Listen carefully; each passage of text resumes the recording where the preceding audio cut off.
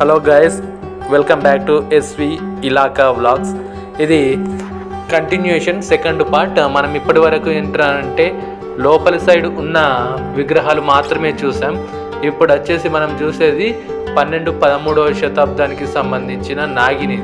ఇట్లాంటి విగ్రహాలు అనేటివి నాగిని దాదాపు 3 ఉన్నాయి ఇక్కడ మనకు. ఇవే కాకుండా మనకు గౌతమ బుద్ధుని బౌద్ధ మతానికి సంబంధించిన స్తూపాలని చెప్పి మనకు టెక్స్ట్ బుక్లో మనం చూసాం. కానీ మన కరీంనగర్ మ్యూజియంలో డైరెక్ట్ స్తూపాలు అనేటివి ఉన్నాయి. అంతేకాకుండా జైనులకు సంబంధించి పార్శ్వనాథుడు, తీర్థంకర్లు అని అంటారు, ఆ పార్శ్వనాథునిది కూడా విగ్రహం అనేది ఉన్నది. ఇవి ఏంటనంటే ఆ కాలంలో వీరంగాల్ ఎవరైతే వీరులు పోరాటాలు అనేటివి చేశారో ఆ వీరుడిది ఏంటంటే ఒక సింహాన్నే అతను వేటాడుతూ ఉన్నాడు. ఈ వేట వృత్తి లేకపోతే వేటలో అత్యధిక స్కిల్స్ అనేటివి ఉన్న వాళ్ళే విగ్రహాలు అనేటివి ఉంటాయి. ఒక్కొక్కటి యూసిల్లా 12వ శతాబ్దం 11వ శతాబ్దం అని ఇప్పటి నుండి దాదాపు 1000 సంవత్సరాల కింద చెక్కినాయి అవి. ఇది 13, ఇంతకుముందు చూసింది 12వ శతాబ్దం.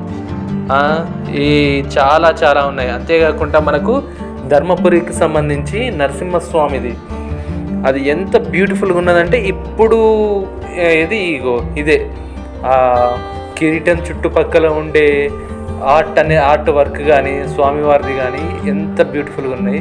ఇది వచ్చేసి ఆంజనేయ స్వామిది ఇంకొకటి కూడా ఉన్నది. దాన్ని చూస్తే మనము ఆశ్చర్యపోతాం, ఎందుకంటే అలాంటి స్టోన్ అనేది మనకి ఇక్కడ దొరకదు. ఇంకొకటి దీన్ని పట్టుకొని మనకు ఆపోజిట్లోనే ఇది మనకు కాకతీయుల కాలానికి సంబంధించింది ఇన్స్క్రిప్షన్ అని అంటారు. ఏది వాళ్ళ శాసనాలు అని అంటారు చూసారా, ఆ లాంగ్వేజ్ చదువుదామని అంటే చూడ్డానికి ఒక్కొక్కటి అక్కడొకటి తెలుగు అక్షరం లెక్క ఉన్నది కానీ మనకు రాదు. 1171 అంటే ఇది 2020, దాదాపు 1000 సంవత్సరాలు. ఈ ఫిల్లరు యాక్చువల్లీ మనది స్టోన్ అనేది ఇలా లేనే లేదు. దాన్ని ఎంత పర్ఫెక్ట్గా చెక్కిళ్ళు వాళ్ళు. ఇక్కడ మనకి ఇంకొకటి ఫిరంగ్ అనేది ఉన్నది. ఇది పంచలోహాలతోటి ప్రిపేర్ చేశారు. 5 లోహాలతోటి కొన్ని టన్నుల వెయిట్ అనేది ఉన్నది. ఇప్పటికీ పంచలోహ పిరంగి దీన్నే కెనాన్ అని అంటారు. 18వ శతాబ్దానికి సంబంధించింది. 1800 ఆ టైంలో ఎంత పర్ఫెక్షన్ అనేది ఉన్నది చూడండి. ఆర్ట్ వర్క్ కూడా మనం కూడా ఇప్పుడు ఏదైనా వేయించుకుంటే చేయించిల్లు అని చెప్పి వదిలేస్తామేమో, కానీ ఆ టైంలో దాని మీద వేయించిన ఆర్ట్ వర్క్, దీని నుండి వెళ్ళి ఒక గుండు కనుక తాకితే వాడి పని ఏంది, వాని పరిస్థితి ఏంది. ఇప్పుడే ఇంత రేంజ్లో ఉన్నది. దీని మీద ఉర్దూలో కూడా ఉన్నది, కానీ మనకు అదేంటిది అనేది ఉర్దూ భాష రాదు. ఎట్లా ఏం చేసేటోళ్ళో చూడుర్రి. 5 లోహాలను ఏ రేంజ్లో కలిపి తయారు చేశారు. ఇక్కడ కూడా కొన్ని గుర్తులు అనేటివి ఉన్నాయి, చంద్రునిది, సూర్యునిది.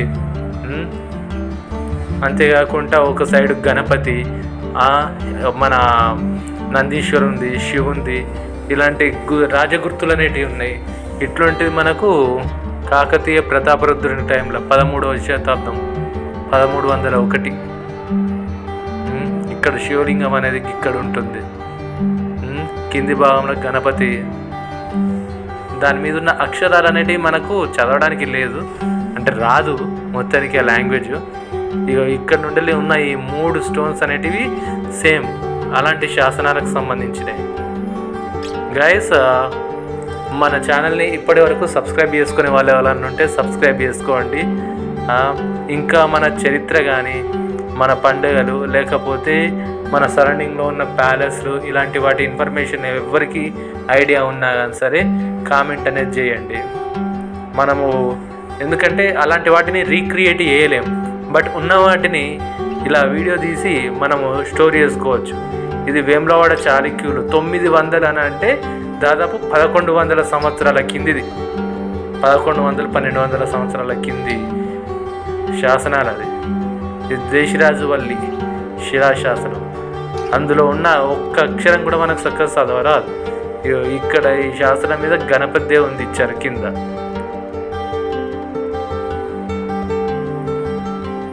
అండ్ మనకు ఆ సైడ్ కనిపిస్తుంది చూసారా, ఆంజనేయ స్వామి విగ్రహం. అది ఇలాంటి స్టోను మీ సరౌండింగ్లో ఎక్కడన్నా చూసారా?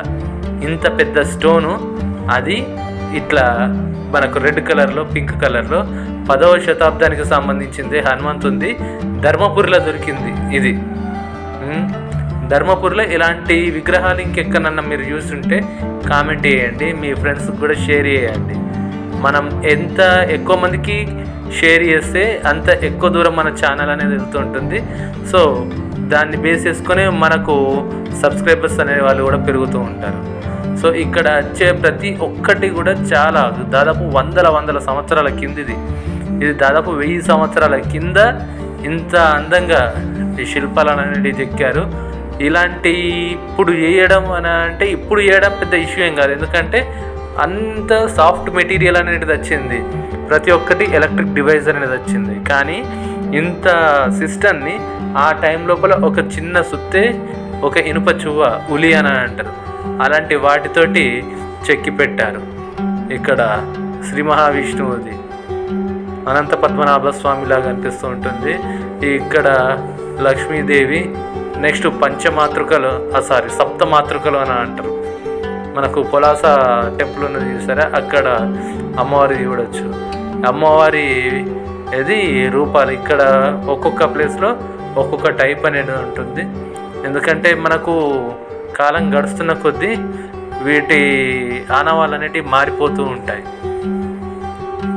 ఇంత పెద్ద మ్యూజియం అనేది మనకి ఇక్కడ ఉన్నది. చాలా అంటే చాలా తక్కువ మంది దీన్ని సంబంధించిన ఇన్ఫర్మేషన్ అనేది ఉన్నది. ఎంత ఎక్కువ మందికి షేర్ చేస్తే అంత ఎక్కువ స్ప్రెడ్ అయ్యే ఛాన్స్ అనేది ఉన్నది. కాళీమాత, నందీశ్వరుడిది ఈ కాలంలో ఎవరైనా ఇంత అందంగా చూసారా?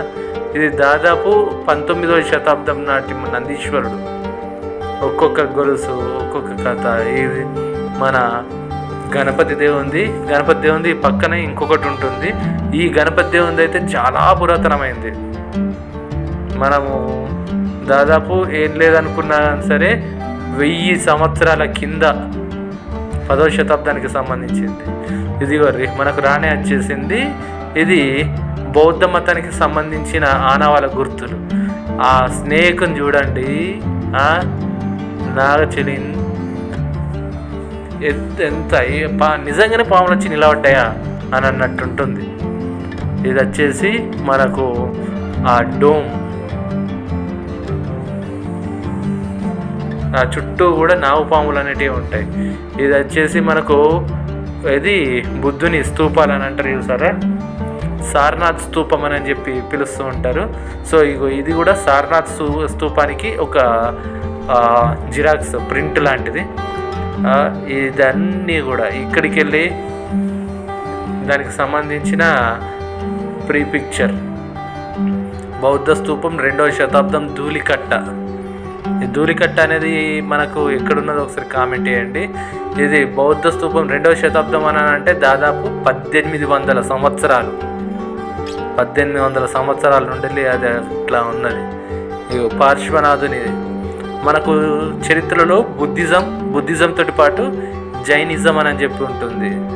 పార్శ్వనాథుడు, గంగాధర, మన ఇది కరీంనగర్కి దగ్గర ఉన్నది చూసారా గంగాధర, అక్కడ ఇది దొరికింది. సో గాయస్, ఇంకా ఇలాంటి వీడియోస్ మేము ఇది చేయడానికి మీ వంతు హెల్ప్ కూడా కావాలి. Please do like, share and subscribe your SV Ilaka Vlogs. Thank you.